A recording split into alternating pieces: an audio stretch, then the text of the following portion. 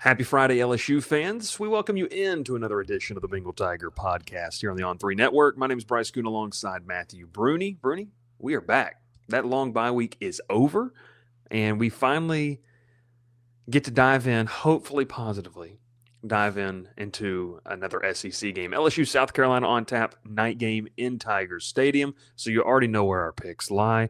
But Brune, how excited, how ready are you to be able to talk about a game after – just 2 weeks of mulling over that loss at Ole Miss?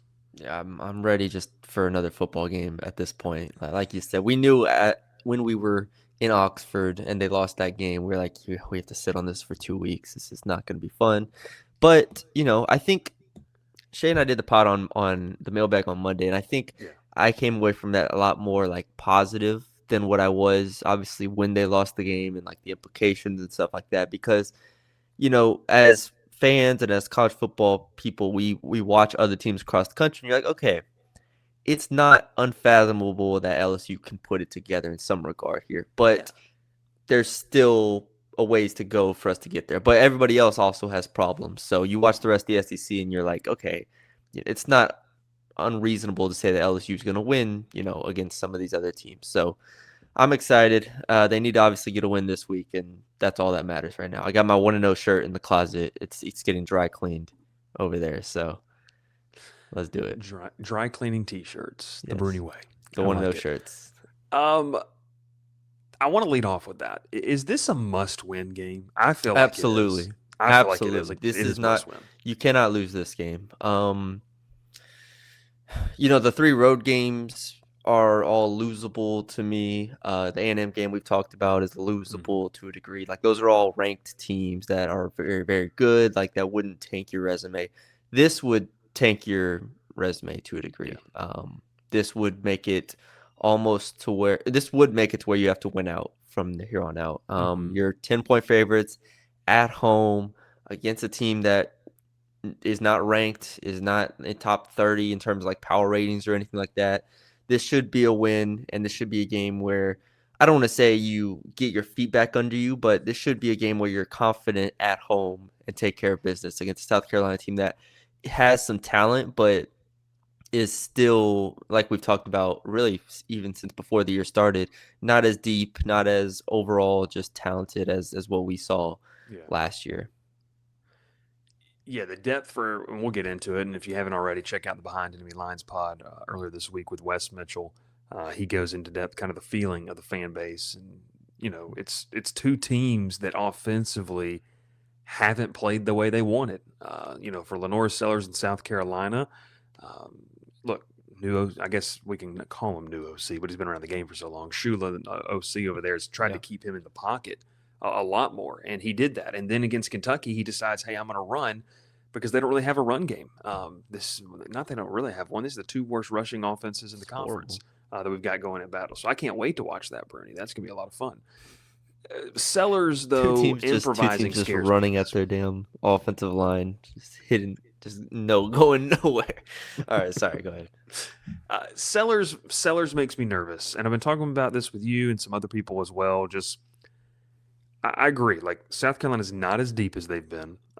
They do have some, I would say, top flight talent. Like, you have key positional talent. Lenore Sellers, Dylan Stewart. But just overall, you lost a lot. The problem is that Lenore Sellers, in my opinion, is the type of player that can put a team on his shoulders and go win a game. I don't know if he does it this week. I think he'll do it at some point during that gauntlet that they have, maybe at home against Oklahoma or Alabama.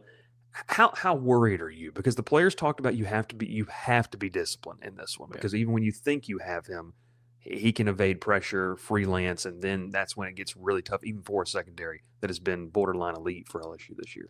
Yeah, he made some incredible plays against Kentucky, even just shedding tackles. It's very, man, I've been on a roll comparing these players to Hall of Fame players, but like, it's very Cam Newton-esque the way he shakes off dudes. I mean, he's so damn tall and so big. And it makes it interesting from LSU's perspective, because typically we've seen it like Klubnik could, extend plays, but he wasn't a real athlete in that way.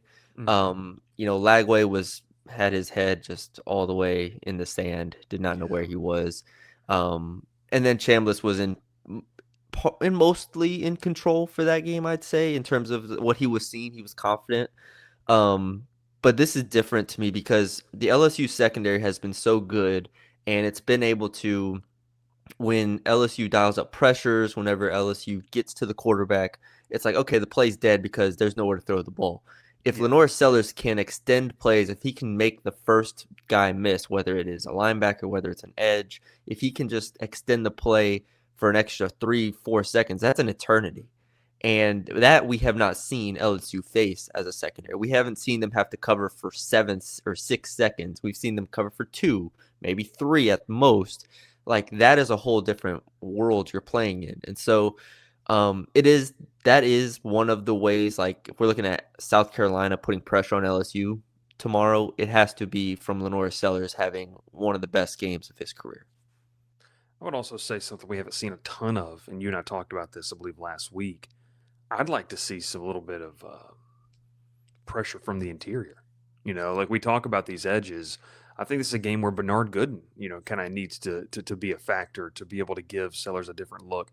So it's not just easy for because if you're an offensive line that struggles and you have a quarterback in Sellers, and LSU didn't have a bad offensive line with Jaden Daniels, but one thing you knew how I helped Will Campbell and Emory Jones on the outside is I got a guy that's going to step up in the pocket. So if this guy wants to rush past me, I'm going to Mm-hmm. let him. I'm going to push him down the field and let him get upfield.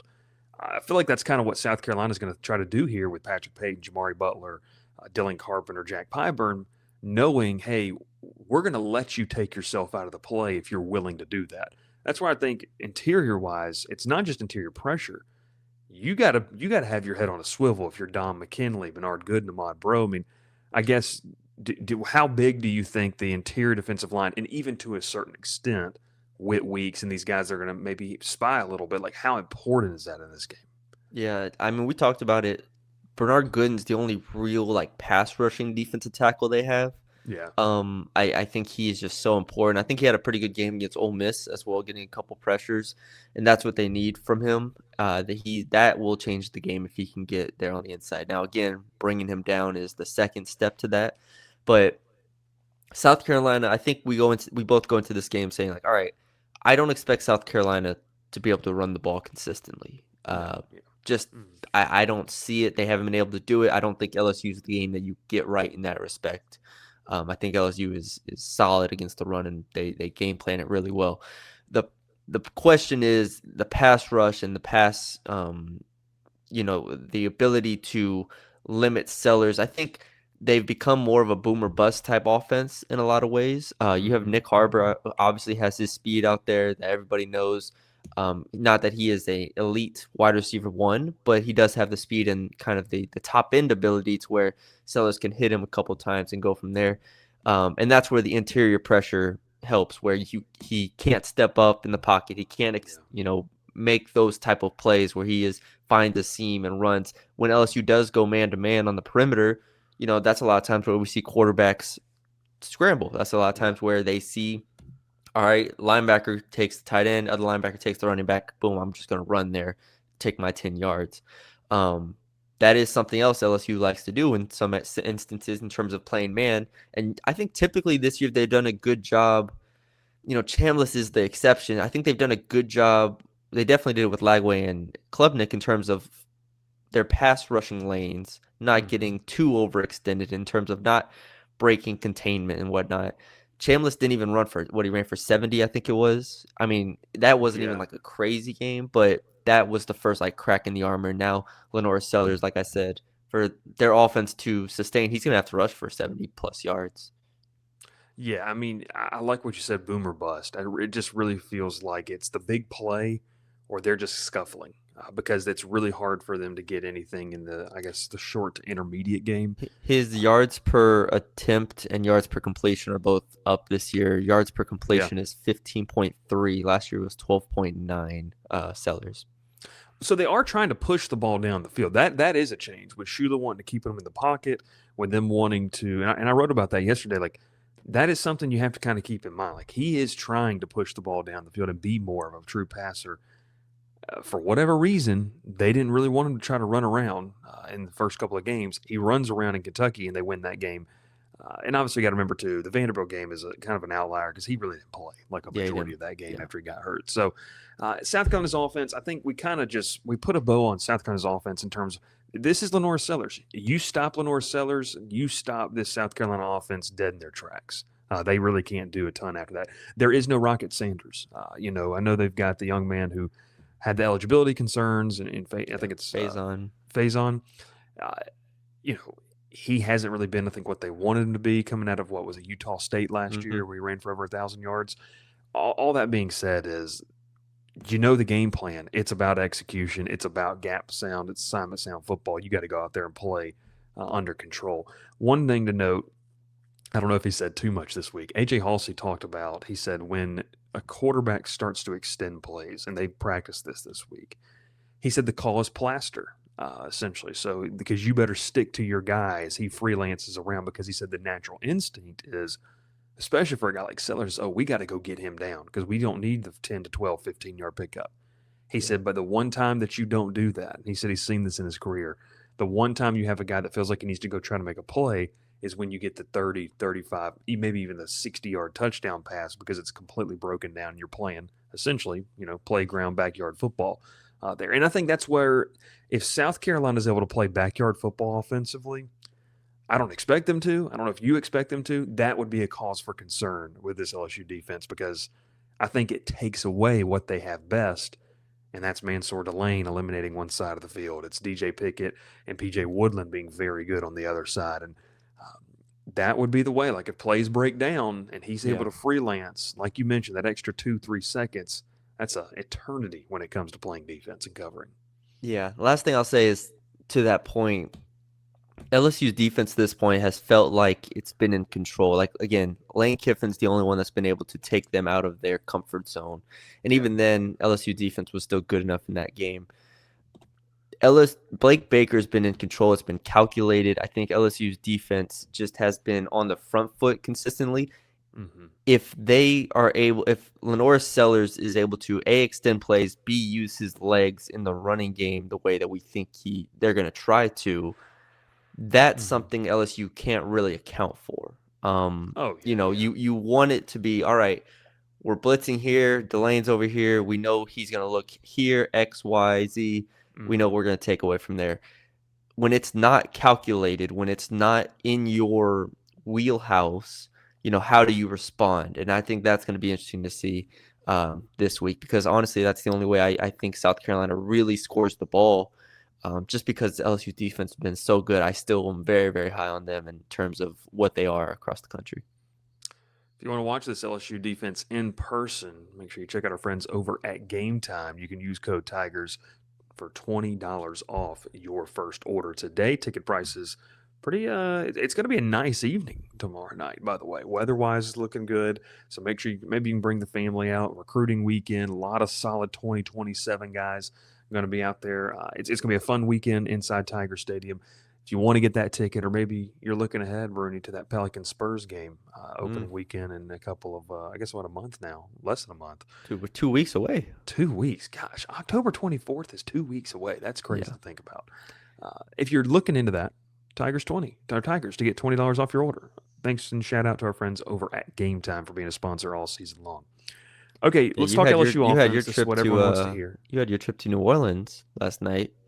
I did. I didn't use Game Time. The tickets were purchased for me, so I didn't have a say in what they were. But electric atmosphere inside Yulman Stadium for what was a fun American Conference game, by the way. East Carolina, shout out Pirates. Their head coach is 8-3 since taking over in the interim last year. Okay, let's talk about LSU's offense. Do you really want to? Because I don't know. Is this the most obvious thing heading into the weekend across the college football world? Like, I don't know what more we can say about this. We can sit here and talk about offensive line combinations. Okay. We can sit here and talk about Garrett Nussmeier's health, the run game. I mean, it's not a secret what needs to happen. I think, Brune, bottom line, just to kind of sum it up, I think LSU's offense can do enough to win this game against a South Carolina defense that isn't great. They've got, like, Dylan Stewart scares people. He should. I just don't know. I feel like we beat a dead horse at this point. I don't really know what to say about this LSU offense other than what do you want to see? What do you hope to see? What do you think you'll see? LSU can win this game with the offense that they've played through 5 weeks. Like Like I like the think Florida game. like yeah, they can win this game playing how they did against Florida. Like even against Ole Miss, I think the way they played offense is like if they scored again 20 points, I think it could be good enough to win this game. They don't have to be groundbreaking, but damn, it would be nice for them to finally put it together. Like that's what we've been waiting on for 2 weeks, and that's what really all season we've waited for that breakthrough point, and we haven't had it. Like flat out, it hasn't been good enough, and so I think all of this. Again, people will talk about what's changed during the bye week. What did you work on? What offensive, like you said, offensive line combination works? Is Caden Durham completely healthy? To me, this all just comes back to Garrett Nussmeier. Like this is, again, we talked about it, being a dead horse. If Garrett Nussmeier plays the way he has through 5 weeks, the ceiling of this offense is just too low. It's too low. They're not going to be explosive enough. They're not going to be consistent enough in the passing attack. And I, for one, I don't want to say I've given up on the run game, but I don't think they go from 15th in the SEC to somehow being, a top 6 running game in the SEC. I don't think they flip a switch in that regard. You'll be lucky if you end the year top 12 at this point. With that being said, I think it just comes down to, all right, can Garrett get us there? That's the question. And we'll see, because this is the game that they pointed to even when he first said he was hurt before the Southeastern game, right? Like after the Florida game, it was like, yeah, he really would love to get to that bye week and, heal up and really be able to reset. It's almost verbatim what he said. Well, we've reached the bye week, and we're 3 weeks removed from that statement, or 3 or 4 weeks removed from that statement, and you played him against Southeastern, like you played him completely against Ole Miss, and here we are after the bye week to where you rested him for a week, and now it's his time against South Carolina to show if he's going to be a player or not this year. Because if he's not in this game, then I think you start to lose hope for what this offense is and what this offense can be for the season. Because if he can't do it now after 2 weeks off, I don't know what to tell you. So it begs the question. I mean, I'm not going to add on to what you said because you and I have talked about this so much on podcasts and the board and everything. I mean, let's just ask the question, what door of opportunity has to open for Michael Van Buren to play meaningful snaps? I'm not talking about just gadget plays. For him to come in, I don't know if you're going to set an over-under. I don't think BetMGM has those lines. But, I mean, let's just say you're piddling around. It's a 10-7 lead at half. Or you're losing 10-7. I mean, does the third quarter start with Michael Van Buren? I mean, I understand we have to understand how it looks, but do you think there's a chance he takes some real snaps? Because he got all the first-team reps, so he worked with all the guys last week. I mean, what is it? I mean, it feels like now or never, because you can't lose this game like we let off the show with. The look does matter. If Garrett is actively hurting the offense, like if he throws 2 picks and he's just not what he was last year. Yeah. I think then it is time. And I think I said down the mailbag, it was like if Nussmeier is actively hurting this offense, they should, and I think they will, go to Van Buren at least for a series or 2. But I don't see a world. The problem is I don't see a world in which Garrett Nussmeier is playing well where this offense is struggling. Like I don't see the offensive line could be terrible. Yeah, he could take sacks. They could continue to not run the ball. Yes, but I've seen Garrett Nussmeier elevate not a bad offense around him, but a limited offense around him last year. Yeah. And I think this year's offense, the receiver talent is there, like we talked about. I think there's enough playmakers here. I think if you had 2024 Nussmeier, this team's 5-0, and I think they're good enough offensively. And we're still talking about the struggles of the run game and stuff, but at the end of the day, you have Garrett Nussmeier, who's a top 10 pick, at that point. Yeah. So it's just a whole different conversation. So I think it's very cut and dry. I think if Garrett Nussmeier does not play well, there's a chance this offense struggles. And like you said, puts up 7 or 10 points in the first half. And you are saying, all right, let's go to Michael Van Buren. if Garrett Nussmeier looks good, I don't envision a world in which this team is not at least winning the game at halftime. Like, No, I'm with you. that's just, it's hard for me to imagine. Thoughts on the offensive line shake up, what we could see. I Obviously, Kelly talked Go about it, ahead. but what do you think? I'll let you. I'll throw it to you back, but like I don't think it matters. None of these five, besides Braylon Moore have been good enough for me to be like, oh man. Like I listened to other podcasts and stuff. It's like, well, they were missing their starting right tackle against Ole Miss. This was a national podcast. They were missing their starting right tackle against Ole Miss. I'm like, that's Weston Davis. Like I'm sorry, like that's just, it's not meaningful to me if you tell me Paul Mabanga or Weston Davis or Josh Thompson, or we're gonna miss this game or we're gonna be subbed out. Like I understand at a certain point it does, but I just think you go from Mabanga to Cohen Eccles. Neither one has been great. Like some people still think Cohen Eccles is like the answer. He's not. Like he just has. He's played 100 snaps and we've seen it. He's not significantly better than Paul Mabanga. Yeah. You are just really grasping at straws here right now. So, I don't think it's a huge difference. I still think it's Braylon Moore, clearly the best offensive lineman. Tyree Adams, even with his struggles, is still the second best. And then after that, you're searching for answers pretty much. I will say this: I'm interested to watch, and obviously this will require a rewatch on Sunday. Braylon Moore really being healthy, I think, will make a difference. I don't think he's been healthy, since obviously he missed the whole Louisiana Tech game. That can make a difference. I'll say this: like I'm disappointed Carius Kern is not going to be the starting left guard. Like I am, because I've pounded the table all week.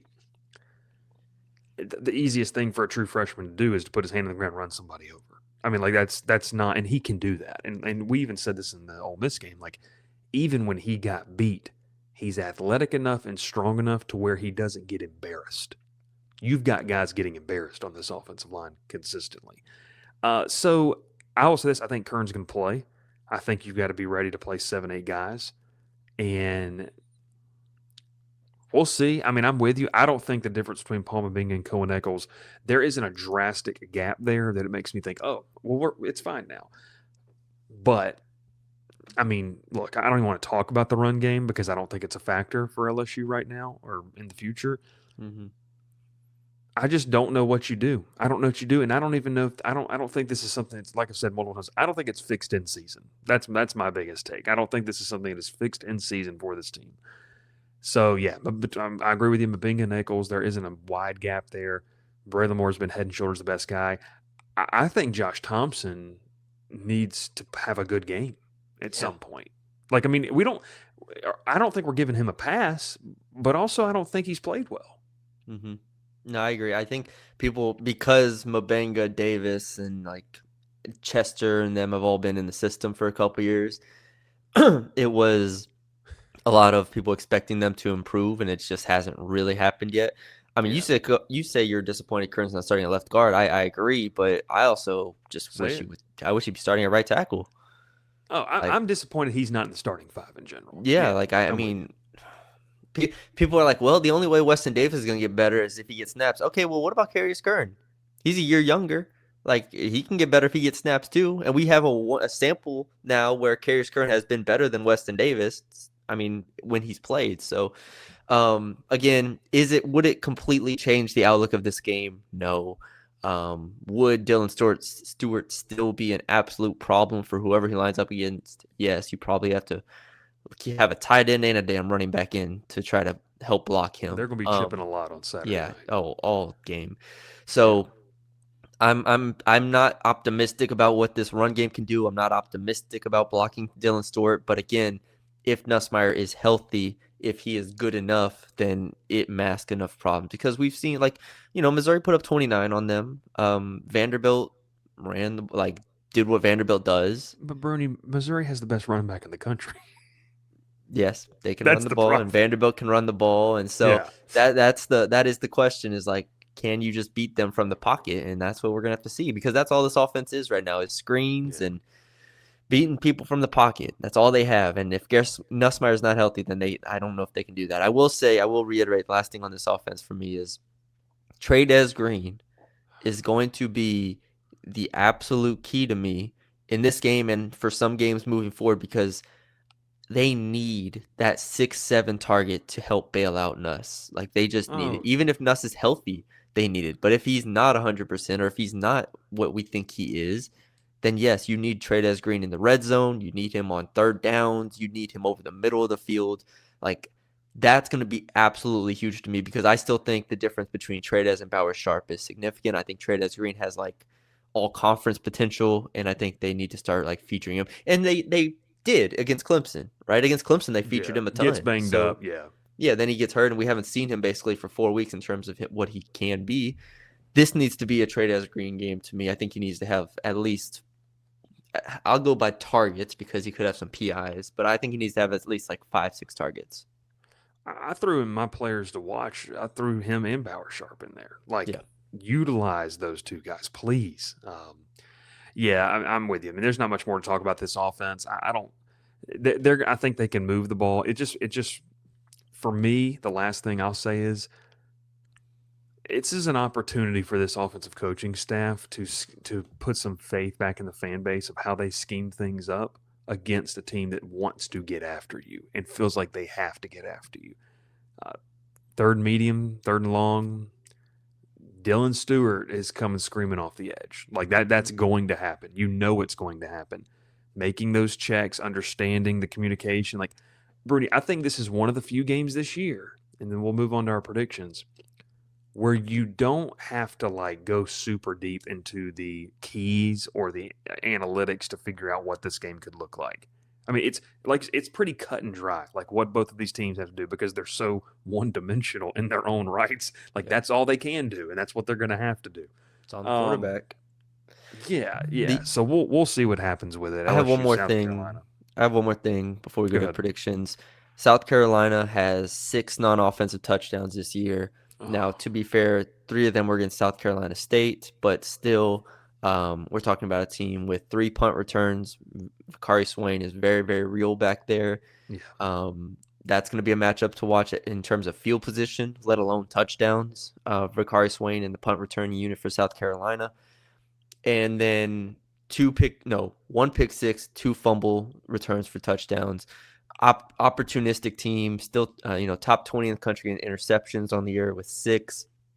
That's going to be huge. Like, Nussmeier, I don't care whether he's healthy or not, Nussmeier cannot throw stupid interceptions. You want a path for South Carolina to pull off this upset. They are already opportunistic enough. It's not like we're saying, oh, well, if South Carolina somehow finds a way to get interceptions. No, they do that well. They're boomer bust on defense too. Like, they are either picking you off and getting fumbles, or they haven't, like I said, have struggled to stop some teams. So secondary is opportunistic. Obviously, Stewart, when they get to the quarterback, they look to get strip sacks. And we know last year Nussmeier had a fumbling problem. Mm-hmm. Like, again, if you're drawing a path of concern for LSU, it is turnovers. And that's cliche, I know, but like, especially with this South Carolina team and Beamer Bowl, like, it's going to be a touchdown that you don't expect that gets South Carolina the momentum and gets them in this game. So that can't happen if you're LSU. Our friends over at BetMGM, they've got an awesome deal running this week. It is a odds boost. You can apply that boost throughout the weekend because it's time to zero in on every single snap. Activate your odds boost token on any college football bet, and you'll receive a bigger payout if your bet wins. Once again, only for college football odds boost this weekend, so make sure you get it in. And Brune's going to have his final lines out a little bit later today, so we'll have some more stuff there on that.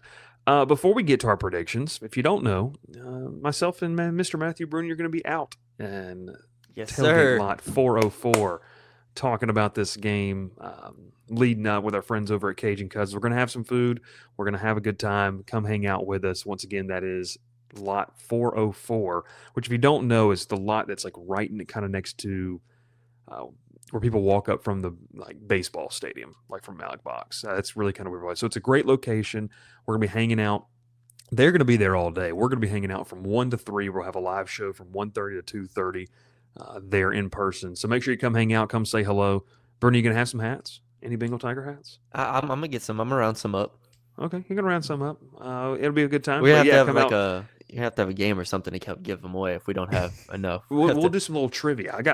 We can do a All little right. All right. Good. LSU SEC trivia Good. there. So it's gonna be a great time. Come hang out with us. This will hopefully be the first of many opportunities for us to kind of hang out with you throughout the season and into baseball season there as well. Bruni, I think it doesn't matter how the season goes.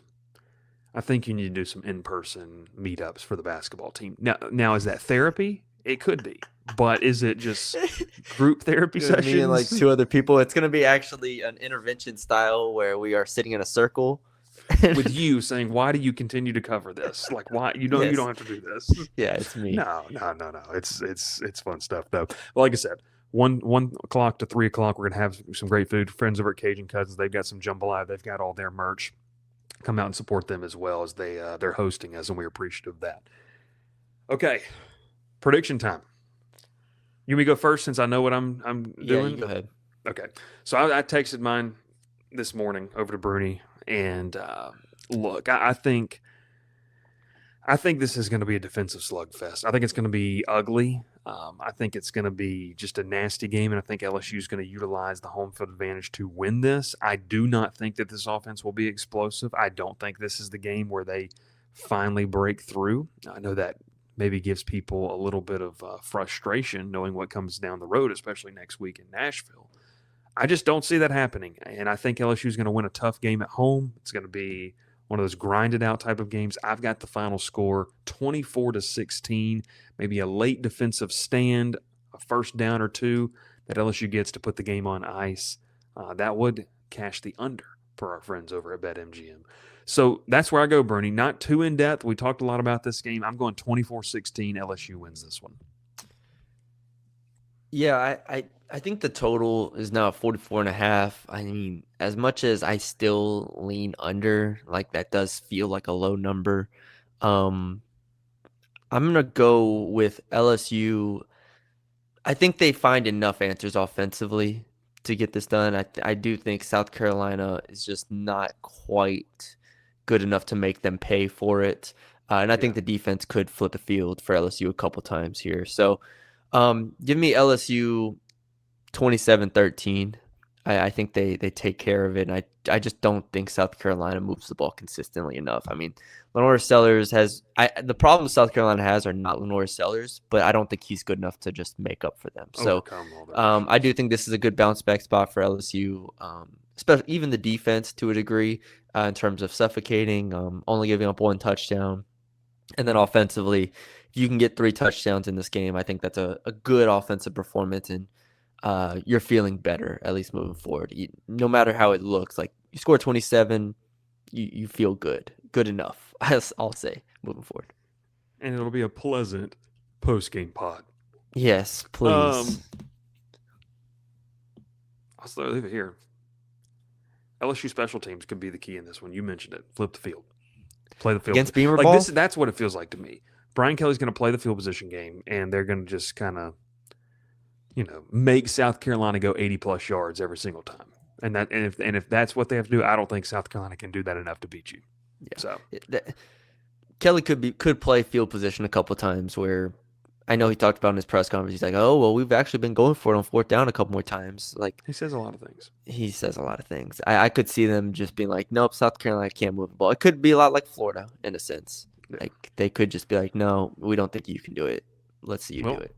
And truthfully, as we wrap it up here, that Florida offense up until last week against Texas has been boom or bust. But they do have a running game, probably one of the best running backs in the SEC in Jaden Ball.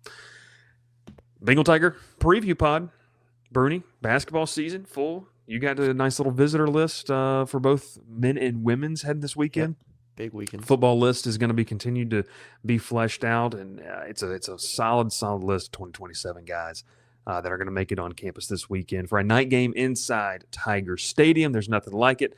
Shout out to our friends over at Game Time once again, BetMGM, and we will see you Saturday. Yes, we will. 1 to 3, hanging out. Brune is going to be giving out free haircuts. Just the boom. Yeah, 4 on the top. Razor ready to buzz go. cuts. Sorry. Yeah, and then he'll have another chair to the side with just grooming the beard if you It's need that. grooming the beard. Yeah, You're we gonna don't get the have Brune look a if you come over here. shaving gel sponsor, so we would love one. No, we appreciate you. We'll catch you LSU South Carolina. We both got the Tigers winning in a close one, but hey, it'd be really fun to talk about a 44-16 win, wouldn't it? I mean, that would Blow 'em just out. be.